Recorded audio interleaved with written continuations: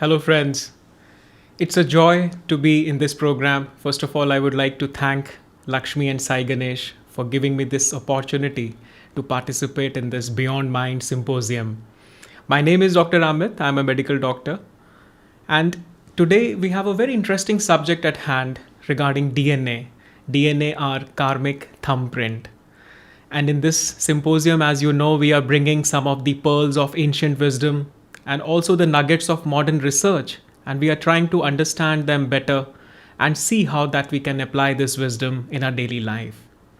So when we come to the subject of DNA, in today's vocab, we hear this word more often. Sometimes we talk in terms of DNA of the society or DNA of the ethnic group or DNA of nations. And in those circumstances, we are actually talking about the essence of that being, the essence of those groups. But today we are going to talk about in the human reality, in the biological reality, what does DNA mean? Now, we know that we have about trillions of cells in our body. In fact, Yogananda, about 100 years back, he mentioned that there are 27 trillion cells in our body, and there was no way to look at that. It was only later that with the biophoton cameras, we could understand that we have about 25 to 50 trillion cells in our body. And each of these cells, if you see, is a living entity. It eats and drinks. It removes the waste product from itself. It carries on the function of preparing the food. It sustains with the energy. It reproduces. And all these processes, if you see, which are happening in the cell, need some coding language so that they happen flawlessly, as you may say. And this language or this program or this software, you may say, which is running the cellular function, is stored in the DNA. So in this picture, as you can see, that there is a cell, and right within the cell, there is a nucleus. And within the nucleus, we have this arrangement where we have this spiral structure called DNA.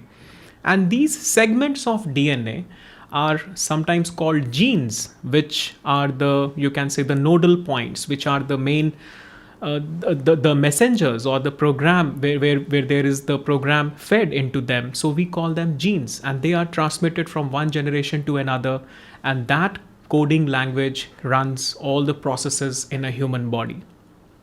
Now, right in the beginning, just about the turn of this century in year 2000, there was an ambitious program which was being run by the National Institute of Health, where they wanted to see what is the complete genetic makeup of a human being, and they termed this the Human Genome Project.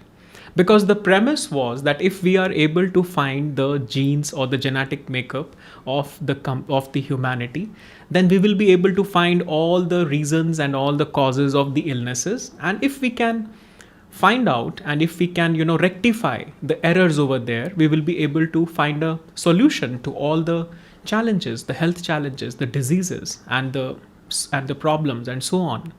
Now, this was a wonderful project, but as the science progressed, there was an entirely different things, which started coming up, and scientists got baffled, initially why these things are happening. So as I'll show you here in this slide, that if a human being has a set of genes within himself or herself, and if those genes are responsible for all the cellular functions that are being performed, then it should happen all the time. So there were studies which they were doing in identical twins. Now in this picture, as you can see, that identical twins, because they share a common genetic makeup, because they share the common DNA blueprint, so they should behave in the same manner in the time to come. But what scientists could not understand was that if in this picture, if we take the example of these two girls, Jennifer and Karen, who are the identical twins, and since they are sharing the genetic makeup, but over a period of time, they found that they behave differently. For example, these two girls they inherited a common gene from their parents, which was responsible for absorbing fat twice as fast as the average person. So as you can understand, it was a faulty gene there. But as they grew on, the scientists found that Jennifer was absolutely normal, whereas Karen grew obese. And they were not able to find out what was the reason, why it happened, although they were sharing the same genes. Now, when they studied their environment, when they studied what kind of environment they were living in, they found that Jennifer was eating actually healthy food, whereas Karen was not disciplined enough and she was not paying attention to what she was eating. As a result, she became obese. Now, this started giving another clue to the scientists that maybe genes are not all that important. Maybe environment is playing a bigger role there, or environment has a shared role there. And that is how the science of epigenetics developed. That genes plus environment, they together make they together are responsible for changing the genetic expression, and this is what we call the science of epigenetics. Now, why this science of epigenetics is important is, friends, and how does it work is by understanding that how by inheriting genes alone is not enough. Like in this picture, you can see that there are two genes. One is a gene 1 and a gene 2. But despite having, or even when we are having these two genes, we are also having two different switches. So it does not matter whether we have the gene or not. What matters most importantly is whether the switch of that gene is in the on position or not. For example, in this case, the gene 1 is having the switch, which is shown here with the green triangle, is on, whereas the gene 2, the switch is purple, which means that the switch is not on, it is in the off position. As a result, even when both the genes are being present, only the gene 1 will be expressed and gene 2 will not get expressed. Now, this gives us a lot of freedom and also empowers us to understand that environment, if we change our environment, we can have a lot of control over our genetic expression. So when we say environment, what do we mean? Dominantly speaking, we say that environment is all about our lifestyle. How much physical activity we do, are we paying attention to our diet, are we paying attention to our social relationships, are we paying attention to how we think. And this cartoon is actually explaining beautifully that you can see here that there is a man which is having a certain genetic coding, a certain genetic makeup, a certain DNA blueprint. But if he behaves responsibly, if he conducts himself in a more disciplined manner, if his lifestyle is healthy, if he does daily exercise, if he takes care of his diet, then his genetic expression goes in a certain way, and only his good genes are expressed. So you can see that the left hand side of this picture is showing the healthier version of this man. Whereas if the same man with the same genetic blueprint starts behaving irresponsibly, doesn't pay much attention to his lifestyle, just eats whatever he likes, becomes sedentary, doesn't pay much attention, then the other half, which is not the good half or the good version of himself, starts getting expressed. So if we can, summarize that there are many things which can be there in the environment, just like, as I mentioned, how much exercise we do, how much physical activity we do, and how much, what kind of diet that we take. Is it healthy, balanced, nutritious diet? How do we handle our relationships? How do we handle the stress? So depending upon these environmental conditions, the switches inside our DNA are getting modulated. So we can say it is the environment which has a bigger influence on our genetic blueprint. Coming to some of these examples, or whatever the modern research is now finding out, that exercise itself, they found, can change the expression of more than 1,000 genes. Now that's really staggering, that just doing 20 minutes of exercise has so much control. It gives us so much control over our genetic expression. And same way, food also regulates the genetic expression. And more importantly, it is the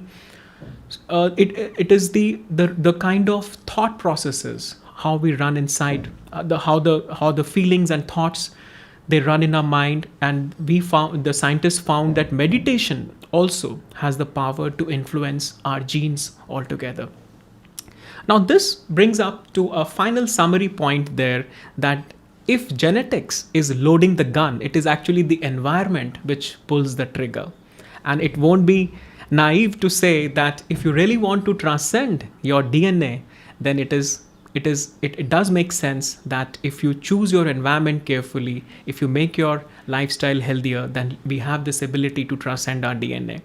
Now, coming to the subject of karma, friends, because how does that tie up with it? Now, we understand that karma, in the yoga science, we say that karma can be done through actions. Karma is nothing but actions. Now, those actions are how we interact with one another, the actions done through the speech, and actions also done through the thoughts and feelings.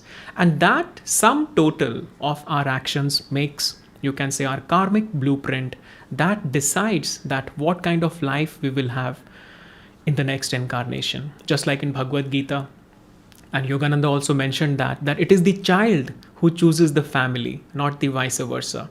Because children have done certain actions, they have certain karma, so they carry a karmic blueprint, and depending upon that blueprint, they are attracted to a particular family, to a particular set of parents.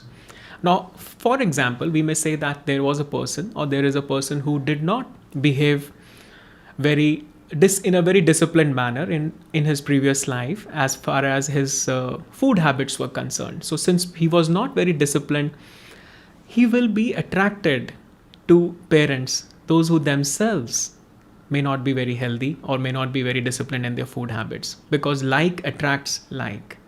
So in that sense, we can say that, friends, with the children, the child who has taken birth in that family, from the outside it may appear that, oh, everybody is looking obese in the family, or everybody, because, or maybe the child, because he has inherited those genes from his parents, that is why he is unhealthy, or that is why he has a tendency to gain weight, or that is why he is becoming diabetic, or whatever is the case.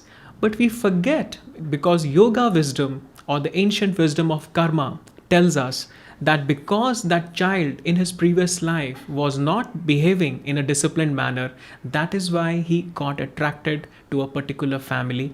And from the outset, or from, it might be easy to put on the blame to the parents that, oh yes, I have inherited the genes, so that is why I have to suffer all these challenges. But that's not the case. The responsibility ultimately lies on our shoulders. And this is exactly the, you can say, the ray of hope, because what, as Yogananda said, what has been done can be undone also. So in that manner, now the science of epigenetics tells us that even if we have inherited certain faulty genes or certain bad genes, that is not something written in stone. We have the ability to change the expression of those genes by observing a healthier lifestyle. Just like I gave you the example of those twins there. Even if we had some karmic pattern, because of that we got attracted to a particular family, but it doesn't stop over there. If you start behaving in a more responsible manner, if we start changing our lifestyle for the better, chances are that those genes, those bad genes, will not be expressed. Only the good genes will be expressed, and continuing with so on, our karmic blueprint will keep changing. And in the next life, if we need that next life for the further evolution, we will get attracted to better families. And this is how the DNA blueprint, or the DNA thumbprint, will get changed, or you can say you can transcend your DNA thumbprint, and you can keep evolving on a better rising curve.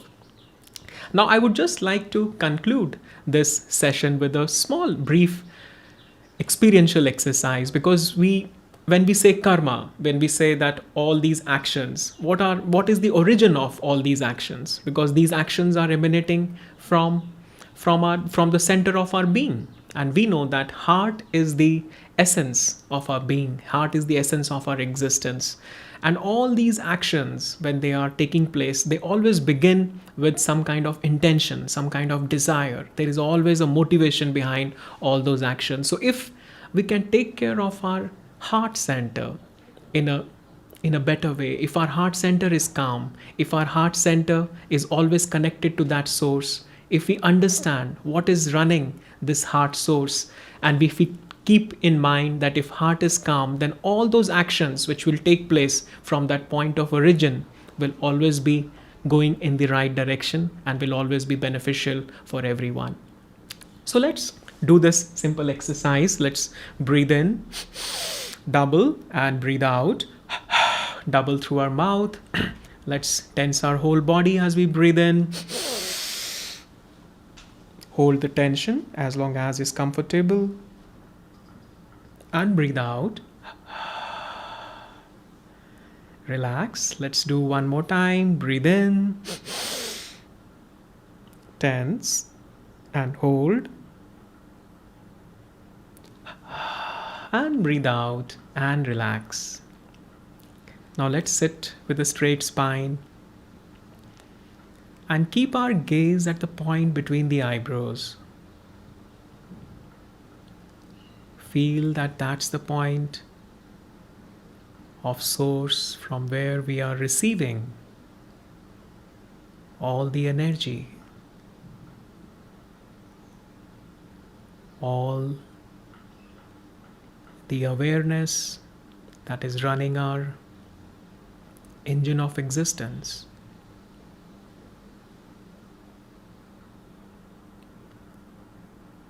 And as we keep our bodies absolutely still and motionless, keep your gaze uplifted and visualize that you are watching a peaceful lake extending in all the directions that is absolutely calm and ripple free.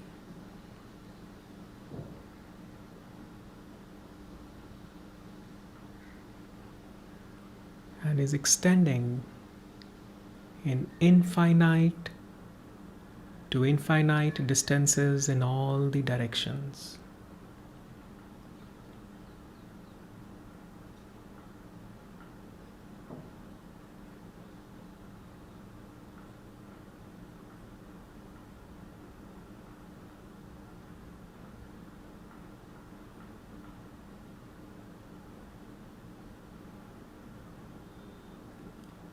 Allow this calmness now to reach your heart also.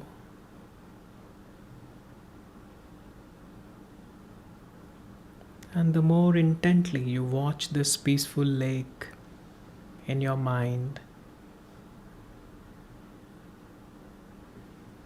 the more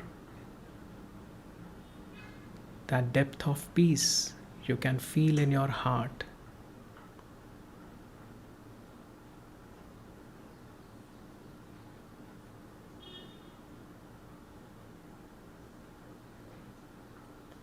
With your attention at the point between the eyebrows, let's now practice this affirmation given by Swami Kriyananda.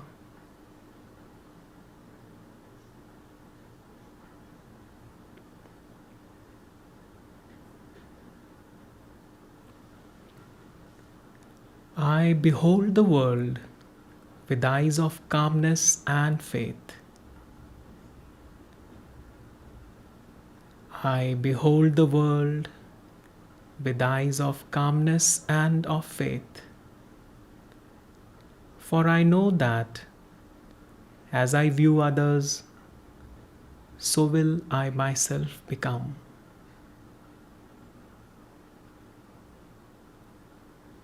Infuse me, O Lord, with thy joy.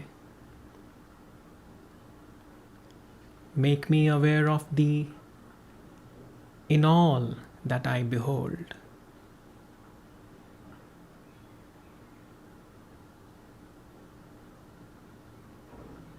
Let's allow these words to sink deeper within ourselves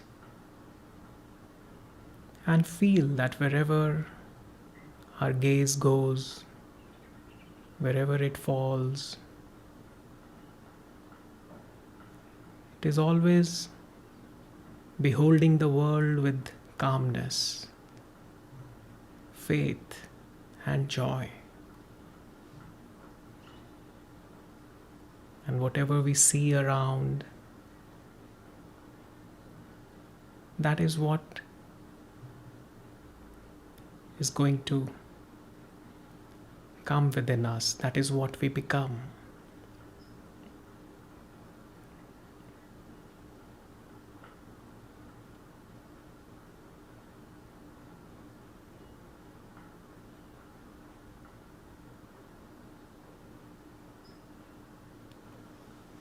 Om Shanti. Shanti Shanti.